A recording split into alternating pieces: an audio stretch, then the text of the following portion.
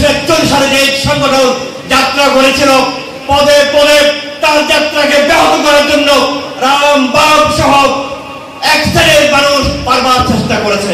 আপনারা সেটা জানেন।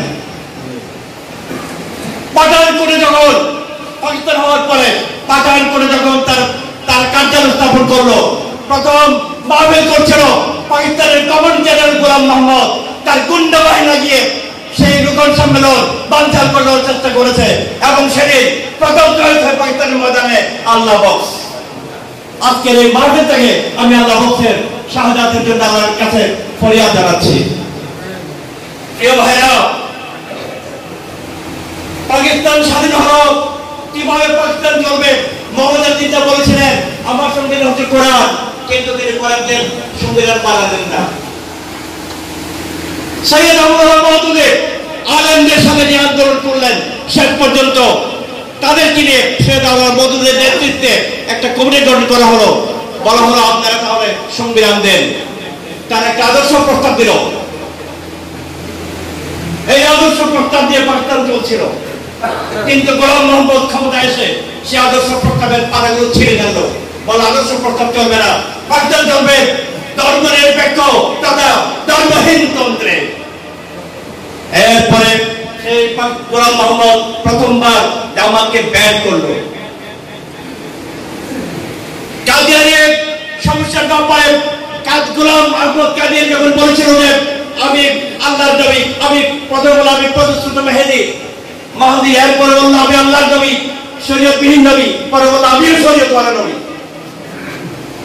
মুসা আলাইহিস যখন হারুন ছিলেন, আমি নবীর হারুনের জন্য আমি গোলাম আহমদ। তার বিরুদ্ধে আন্দোলন করা ফরজ ছিল কিনা? এই আন্দোলন করছেন সৈয়দ আবদুল্লাহ মাহমুদে, বিশাল আন্দোলন।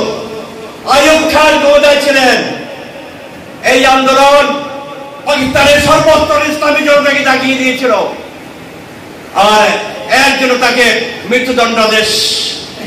মৃত্যুদণ্ড দেওয়া হলো। সবাই বলল আপনি এই কাগজে দস্তখত করেন। কাগজটা কি? মাপ চাওয়ার, ক্ষমা চাওয়ার। সৈয়দ আবদুল্লাহ মাহমুদ বলেছিলেন যে আমার জুতাকে জিজ্ঞেস করো দস্তখত করবে কিনা। আমি করতে পারবো না, আমার জুতাকে জিজ্ঞেস করো এই কাগজে দস্তখত করবে কিনা। জন্ম মৃত্যুর ভাষার উপরে হয়, আসমানে হয়, জমিনে হয় না। তিনি বললেন আমি আমার আত্মীয় স্বজনকে বলছি তারা যেন কোন প্রকারে আমার প্রাণ ভিক্ষা না চায়। আমি আমার সংগঠনকে বলছি আমি কোনো সংগঠন যেন কোন প্রকার সিদ্ধান্ত গ্রহণ না করে। এই ব্যাপারে আল্লাহর পক্ষ থেকে ফয়সালা আসবে। আল্লাহর পক্ষ থেকে ফয়সালা এসেছিল, তিনি আবার মাঠে নেমেছিলেন। আলহামদুলিল্লাহ। এরপরে আমি 1970 সালের কথা বলছি। আওয়ামী লীগের জোয়ার চলছিল, পাশাপাশি ধারা ছিল মৌলানা ভাসানীর দেব পার্টি, বামপন্থী পার্টি, সরবরাহ পার্টি। কোন পার্টির কোন ক্ষমতা নাই মিটিং করার। আওয়ামী লীগ মিটিং করেছে, এরপর মিটিং করে শুধু একটা দলই ক্ষমতা নিয়ে ঢাকায়, সেটা হচ্ছে বাংলাদেশ জামাত ইসলামী। তখন ছিল পাকিস্তান জামাত ইসলামী। বিশাল জনতা, লাখ লাখ জনতা হাজির হয়েছিল ঢাকা রাজপথ ময়দানে জামাতের জনসভা দেখার জন্য। আর ভারত সন্ত্রাস হয়ে উঠল, তাদের চক্রান্ত হলে ব্যর্থ হয়ে যাবে। তাদের চক্রান্ত ছিল পাকিস্তানকে ভাঙবে, বাংলাদেশকে বসন্ত পর্যন্ত করবে এবং তারা তাদের এজেন্ডা বাস্তবায়ন করবে। জামাত ইসলামের প্রোগ্রাম দিতে হয় তাহলে তাদের এই এজেন্ডা বাস্তবায়ন বন্ধ হয়ে যাবে, তারা সেটা পারবে না। তাই তারা ভারতীয় বাহিনী সহ সবাই বিশাল বামদের এক করে সেই জামাতের প্রোগ্রামে তার হামলা চালিয়েছিল। কিন্তু বিশ্বদিন দেখেছিল যে একমাত্র দল যারা ঢাকার মাঠে আওয়ামী লীগের বিরুদ্ধে আন্দোলন করতে পারে, মিটিং করতে পারে, সেটা হচ্ছে বাংলাদেশ জামাত ইসলামী। আর এখন যখন বাংলাদেশ জামাত ইসলামী আলহামদুলিল্লাহ আল্লাহর সাহায্য নিয়ে আবার আন্দোলন যাচ্ছে, আবার করে পালন করছে, তখন তাদের নিবন্ধন বাতিল করা হলো, তাদের মার্কা কেড়ে নেওয়া হলো। আমাদের নিবন্ধন নাই, আমাদের মার্কা নাই, আমাদের কাজ কি নাই? আমাদের কাজ আছে, আমরা কাজ করছি। একটা দিনের জন্য আমরা কাজ বন্ধ করে নাই। সুফল আমরা আলহামদুলিল্লাহ আল্লাহ আমাদের দেওয়া শুরু করেছেন।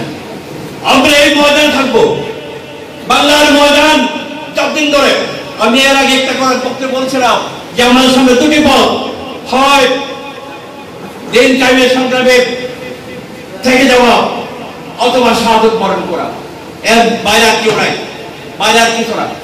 হয় আমরা যেতে যাব, বিজয় অর্জন করব, আর নয়তো শাহাদাতের পেয়ালায় চুমুক দেব। শাহাদাতের পেয়ালায় চুমুক না দেওয়া পর্যন্ত যতদিন ধরে আমার হায়াত আছে ততদিন ধরে ইসলামী আন্দোলন করে যেতে হবে। পারবেন কিনা? প্রিয় ভাইরা, এই বাংলাদেশ জামাত ইসলামী আজ বিশ্বের রিপোর্ট হচ্ছে, বাংলাদেশের গোয়েন্দা সংস্থার রিপোর্ট হচ্ছে, বাংলাদেশ জামাত ইসলামী এখন অনেক শক্তিশালী একটা সংগঠন। তোমরা যাদেরকে গুলি করেছ, তোমরা যাদেরকে হত্যা করেছ, যাদের নিমন্ত্রণকারী নিয়েছ, যাদের দাঁড়িপাল্লা মার্কায় নির্বাচন করতে দিচ্ছ না, আজ সেই সংগঠন সবচেয়ে বেশি রকমের নিয়ে সম্পৃক্ত একটা সংগঠন। তোমরা যাদেরকে বাধা দেওয়ার চেষ্টা করেছ, 4-5 জন নেতাকে শহীদ করে দিয়েছ, ফাঁদের কাছে ঝুলিয়েছ, আর শেষ পর্যন্ত ভারত চিন্তা করেছিল যে হঠাৎ নির্বাচন হয়ে যায়। কত নির্বাচনের কথা বলছি, আমেরিকা নাক গড়াচ্ছে, মাথা গড়াচ্ছে, হয়তো এমন হতে পারে যে একটা সুষ্ঠু নির্বাচন হয়ে যেতে পারে, এমনও হতে পারে যে জামাত ইসলামী এবং বিএনপি নির্বাচন চলে গেল, আওয়ামী লীগ তো তখন হেরে যাবে। তাহলে কি করতে হবে? যারা ময়দানকে পক্ষে আনার ক্ষমতা রাখে তাদেরকে শেষ করে দিতে হবে। পক্ষে আনার জন্য তারা ভালো শুধু একটা কণ্ঠস্বর ছিল, সেই কণ্ঠস্বর হচ্ছে দেওয়ার হোসেন সাহেবের কণ্ঠস্বর। তাই তারা চিন্তা করলো তাকে নাটক করে সরিয়ে দিতে হবে, এবং এই নাটক হচ্ছে আমরা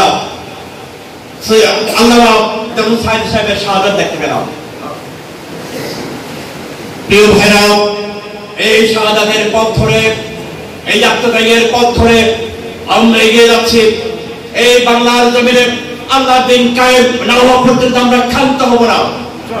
আগামীতে যে নির্বাচন হবে, সংগঠন যে সিদ্ধান্ত গ্রহণ করবে, সংগঠন যখন যে সিদ্ধান্ত গ্রহণ করে, সংগঠন যদি বলে যে নির্বাচন করে যাবে না, আমরা নির্বাচন করবো না। কারণ সংগঠন কোনো একা সংগঠন নয়, কোন এক ব্যক্তি কোন সিদ্ধান্ত দেয় না। যারা থিঙ্ক ট্যাঙ্কার আছে, যারা চিন্তা করতে পারে, যারা আন্তর্জাতিক চক্রান্ত, ভারতীয় চক্রান্ত, বাংলাদেশের চক্রান্ত অবলোকন করতে পারে, তারা এই সিদ্ধান্ত গ্রহণ করে। তাই তারা যখন সিদ্ধান্ত দেয় আমরা নির্বাচন যাবো না, আমরা বলবো ঠিক আছে আমরা যাবো না। তারা যদি সিদ্ধান্ত যে ময়দানে নেমে যেতে হবে, আমরা বলবো যে ময়দানে নেমে যেতে হবে, কারণ তাদের সিদ্ধান্ত। আর ওরা যদি বলে স্বপ্ন বলে এই ময়দানকে, স্বপ্ন বলে এই মাঠে আমাদের চেয়ারম্যান উপহার দিতে হবে, পারবেন কিনা? ইনশাআল্লাহ সেটাও সংগঠনের সিদ্ধান্ত হবে। আগামী দিনের প্রত্যেকটা আন্দোলনে, প্রত্যেকটা কর্মকাণ্ডে আপনাদের সম্পৃক্ততা আশা করে আল্লাহর কাছে তৌফিক কামনা করে আমি আমার কথা শেষ করছি। ওয়া মা তৌফিক ইল্লা বিল্লাহ। আসসালামু আলাইকুম ওয়া রাহমাতুল্লাহ।